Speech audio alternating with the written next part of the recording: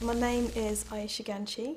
My job title is Project Manager of the Key Stage 4 Alternative Syllabus at Rolling Sound. Rolling Sound is an education provider, so what that means is we deliver courses, workshops in many different locations all across London and also beyond. So for example, we do creative multimedia workshops, photography, film, video games. I help design the syllabi, what the teachers are going to teach. I make sure that all the young people are getting to finish their work on time, that they're getting their work done, that they're making their films, they're taking their photographs, they're making their video games, and just checking that the criteria is being met so they actually get their grade at the end. When I was in secondary school, I was so cool that I would skip school and go to Tate to look at some art.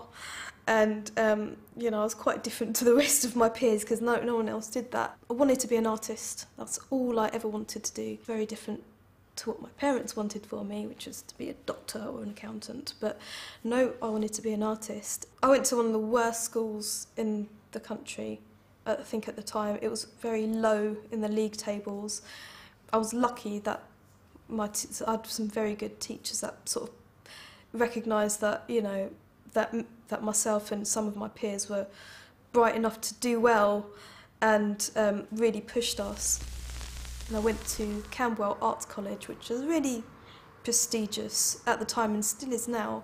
The head of the foundation, I can't remember his name now, but if I did, I would curse it, because he said that, you know, he said, Ayesha, you've got technical skill, but you don't have that creative spark that, you know, that would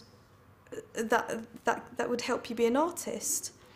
And you know, I believed him. I just sort of thought, oh yeah, I'm not, you know, I sort of gave in to that idea. I thought, oh yeah, you're right, I'm not good enough, when clearly I was good enough. I wasn't focused because my attention was elsewhere, because I was heavily involved in the school politics, the socialist politics in the school.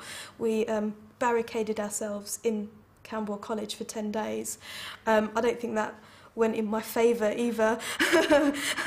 That really set me back, and I just thought, oh, fine, you know, I don't belong in this stupid, pretentious world. I'm just going to go and do my own thing.